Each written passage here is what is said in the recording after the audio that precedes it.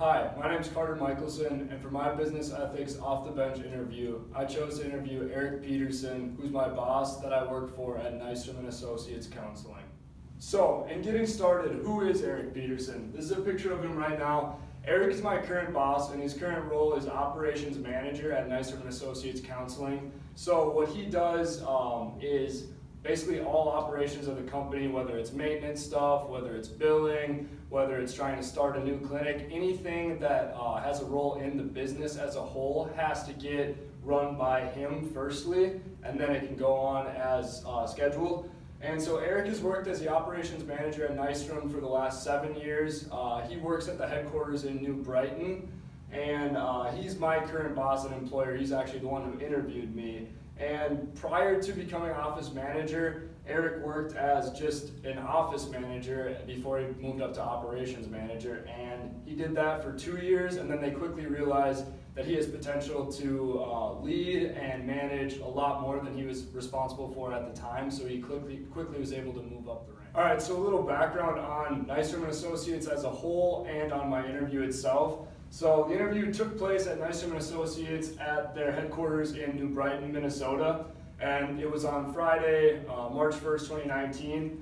And I've actually worked for Nystrom & Associates since November of 2017 is where I got a job with them, and what I do is handyman labor, basically moving offices, and then I also do a lot of painting for the business.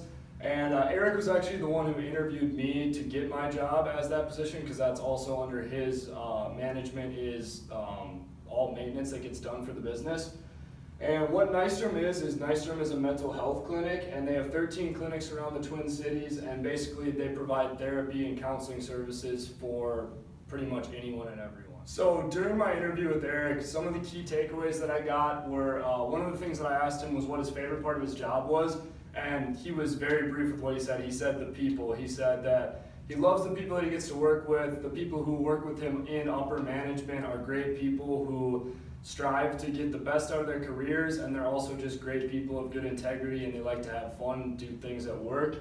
And then he said one of his favorite things is leadership and mentorship. He loves the fact that he's able to bring people in under his arm and teach them management skills when they previously have no management skills coming in, so he loves that aspect of the role.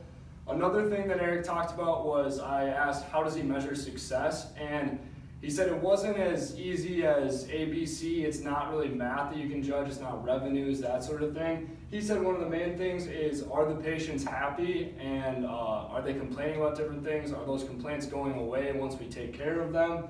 Another thing he said is staff retention. So are the people that we expect to stick around staying around? Are we having a lot more retention or a lot of more jobs lost than we expected?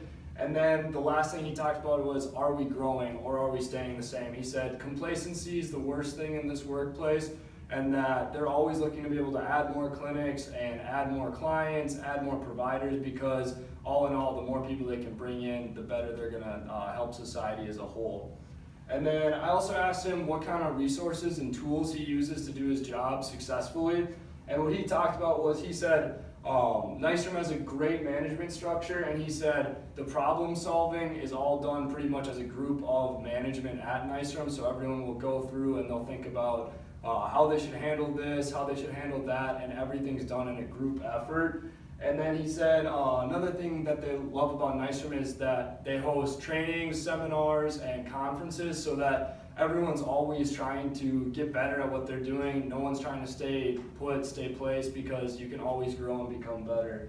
And then he said the only other resource they really use is a legal team outside of management, and that's when it comes down to ethical issues that could be a violation of laws and could result in lawsuits, so then they'll pursue some outside sources for that. So then in the interview, I was able to actually ask him some questions relating to ethics specifically. So I asked him, when handling ethical issues, how does Nystrom and how do you handle those specifically? And he said that Nystrom & Associates does not actually have its own ethics advisory committee like a lot of these big Fortune 500 companies have.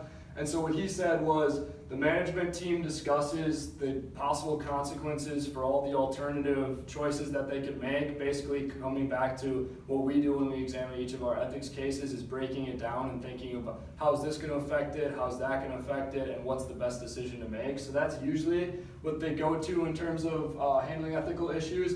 And then they do seek legal counsel when it comes to something that could result in a lawsuit or somebody violated a law. So in that case, then they pursue an outside source and get some advice on how they should handle the situation. And then I also asked him, in terms of interviewing, what kind of questions do you ask to get a sense for who might be someone who practices good ethics?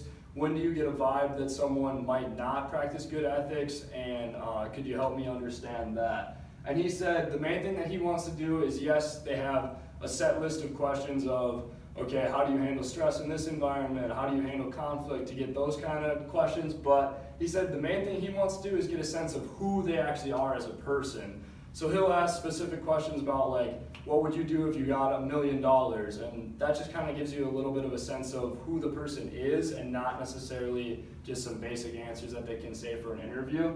And then he also said a main thing is finding out what motivates and drives them, because everyone has their own selfish ambitions, and some of those can be better than others, and so he likes to find out what motivates that person. Why do they get up in the morning? And then he said the biggest thing that kills an interview and makes it so that you don't want to hire that person is smugness or cockiness.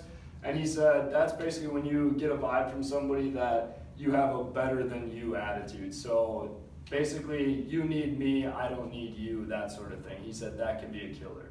The next thing that I asked Eric was, how important is practicing good ethics at Nyström & Associates? And he said, quote for quote, exceptionally important. He said, the clinicians need to be licensed, and they're licensed by a board, and they have to help keep to those standards that the board sets. And so if those standards aren't met, then those clinicians get their licenses revoked. So that's critically important in that sense. And then he said another thing is we take all issues incredibly seriously. So if they hear about someone who may have done something that was unethical, they don't waste time in thinking, oh, is it worth it to check this out? No matter what, they make it a conversation and say, hey, what happened with this situation? And then that helps them get a better understanding. And he said they make an effort to resolve it quickly, and the main thing is they're liable for the patients, and so the first thing is making sure that the patients are taken care of. And so if there's a clinician who's violating a right, like, that's not okay for the patients. And then the other thing is you got to make sure you're not liable as a company, and so anything that they know about and they didn't seek out and handle the situation, then they can get in trouble and it could be a possible lawsuit for them. And so he said the main thing is we don't want to reflect poorly on the brand image of Nyström & Associates as a whole, so we try to take care of those issues as soon as possible. So in continuing the conversation about proper ethics in business as Nyström & Associates, I asked him specifically about the differentiation between private and public information that we talked about as a class. And one of the things that he talked about is how that's such a gray area in business right now, like what is private and what is public, how do you consider which is which? And the main thing that he said was managers don't look up social media when it comes to a hiring decision. So the reason for this is that if they look up one person's social media and then they make a hiring decision on that, but then they don't look up another person's, they just possibly made an illegal and unethical hiring practice. And so what they do is only the HR department uses social media because they have a set standard and documented procedure for how to go about that.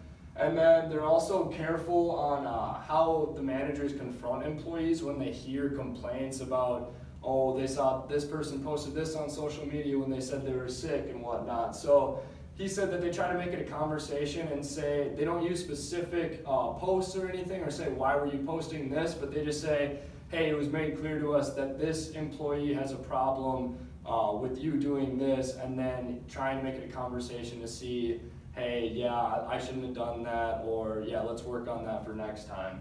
And then the only other thing I asked him about was the company culture.